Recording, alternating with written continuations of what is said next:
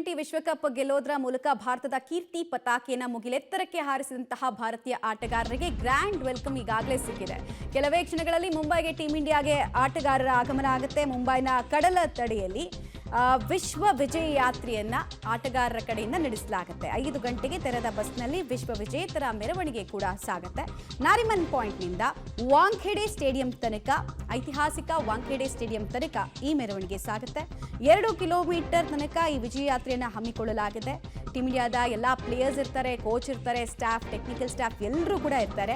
ಸಂಜೆ 7 ಗಂಟೆಗೆ BCCI ಕಚೇರಿ ಆವರಣದಲ್ಲಿ ಈ ಆಟಗಾರರಿಗೆ wonderful performance, best cricket match ಅನ್ನು ಇಡೀ ವಿಶ್ವಕ್ಕೆ ಪರಿಚಯಿಸಿದ ಆಟಗಾರರಿಗೆ ಸನ್ಮಾನದ ಮೂಲಕ ಒಂದು ರೆಕಗ್ನಿಷನ್ ಅನ್ನು ಕೊಡಲಾಗುತ್ತೆ. ಆಲ್ರೆಡಿ ಅವರಿಗೆ ವರ್ಲ್ಡ್ ವೈಡ್ ರೆಕಗ್ನಿಷನ್ ಇದೆ, ಅದಕ್ಕೆ ಇನ್ನೊಂದಷ್ಟು ಆ್ಯಡ್ ಆನ್ ಆಗುತ್ತೆ. ಕ್ರಿಕೆಟ್ ಅಭಿಮಾನಿಗಳಿಗಾಗಿ ಸ್ಟೇಡಿಯಂ ಅನ್ನು ಈಗಾಗಲೇ ಓಪನ್ ಕೂಡ ಮಾಡಲಾಗಿದೆ. ಈ ಅದ್ಭುತ ಗಳಿಗೆ, ಅಮೃತ ಗಳಿಗೆಗೆ ನೀವು ಕೂಡ ಸಾಕ್ಷಿ ಆಗಬಹುದು ಅಂತ ಅಭಿಮಾನಿಗಳಿಗೆ ತಿಳಿಸಲಾಗಿದೆ.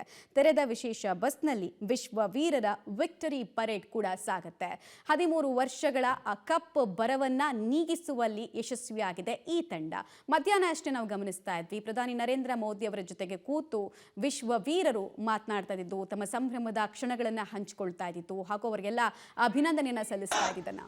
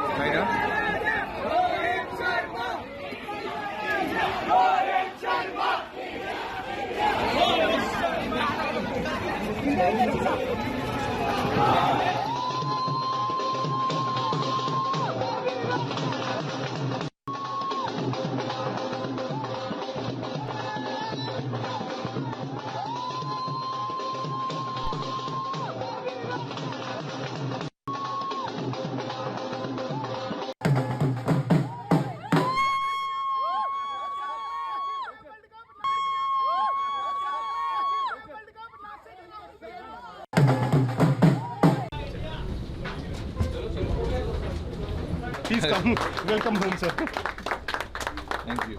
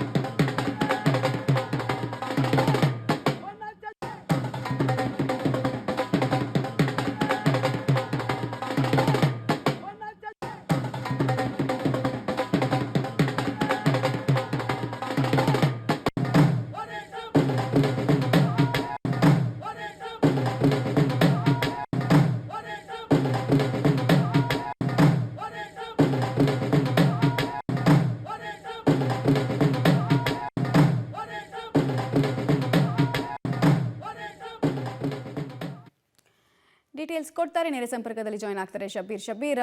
ವಾಂಖೇಡೆ ಸ್ಟೇಡಿಯಂಗೆ ಅಭಿಮಾನಿಗಳ ದಂಡು ಯಾವ ಪ್ರಮಾಣದಲ್ಲಿ ಈಗಾಗಲೇ ಆಗಮಿಸ್ತಾ ಇದೆ? ಬಿಕಾಸ್ ಕ್ರಿಕೆಟ್ ಅನ್ನ ಜಸ್ಟ್ ಒಂದು ಗೇಮ್ ರೀತಿ ನೋಡಲ್ಲ, ಬಹುತೇಕರು ಕ್ರಿಕೆಟಿಗರನ್ನ ಆರಾಧಿಸ್ತಾರೆ, ಕ್ರಿಕೆಟ್ ಅನ್ನ ಕೂಡ ಪೂಜಿಸ್ತಾರೆ. ಅಂಥವ್ರಿಗೆ ಅದೊಂದು ಐತಿಹಾಸಿಕ ಗಳಿಗೆ ಸಹಜ.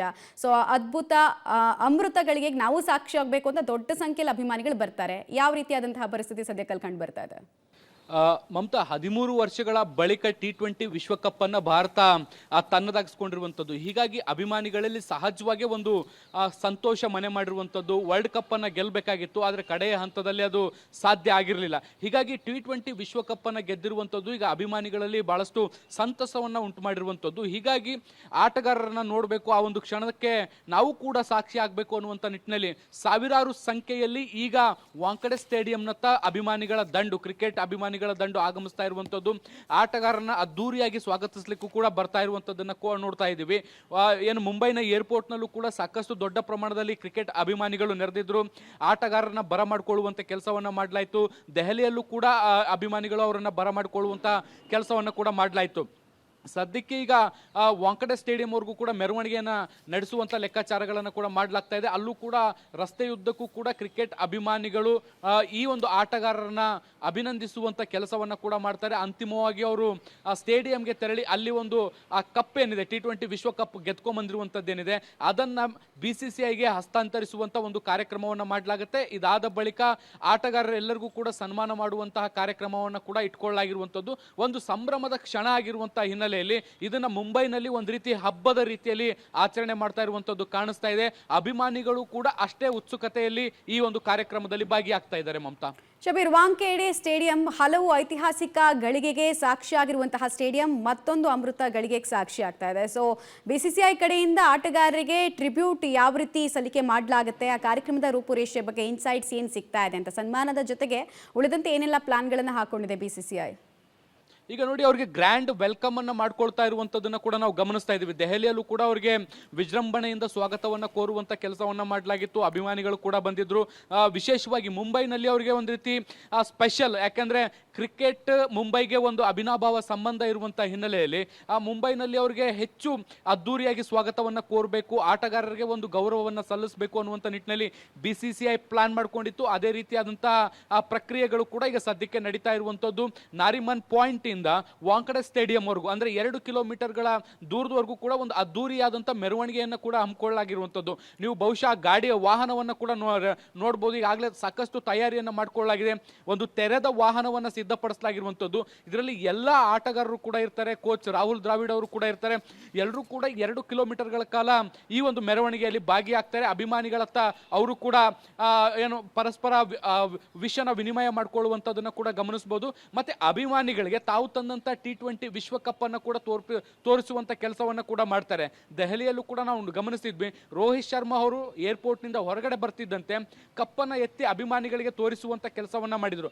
ಅದೇ ರೀತಿ ಈ ಒಂದು ರೋಡ್ ಶೋನಲ್ಲೂ ಕೂಡ ಅಭಿಮಾನಿಗಳಿಗೆ ತಾವು ತಂದಂತ ಕಪ್ಪನ್ನ ತೋರಿಸಿ ಮತ್ತಷ್ಟು ಉತ್ಸಾಹವನ್ನು ತುಂಬುವಂತ ನಿಟ್ಟಿನಲ್ಲಿ ಪ್ರಯತ್ನಿಸ್ತಾರೆ. ಇದ್ರ ಜೊತೆಗೆ BCCI ಕೂಡ ಅವರಿಗೆ ಒಂದು ರೀತಿ ಸ್ಪೆಷಲ್ ಟ್ರೀಟ್ಮೆಂಟ್ ಅನ್ನು ಕೊಡುವಂತ ಕೆಲಸವನ್ನ ಕೂಡ ಮಾಡ್ತಾ ಇರುವಂತದ್ದು. ಇದಾದ ಬಳಿಕ ವಾಂಕಡೆ ಸ್ಟೇಡಿಯಂ ಅಲ್ಲಿ ಒಂದು ವಿಶೇಷವಾದಂತ ಕಾರ್ಯಕ್ರಮವನ್ನು ಹಮ್ಮಿಕೊಳ್ಳಲಾಗಿದೆ. ಅವರಿಗೆ ಸನ್ಮಾನವನ್ನು ಕೂಡ ಮಾಡುವಂತ ಎಲ್ಲ ವ್ಯವಸ್ಥೆಯನ್ನು ಕೂಡ ಮಾಡಿಕೊಳ್ಳಲಾಗಿದೆ.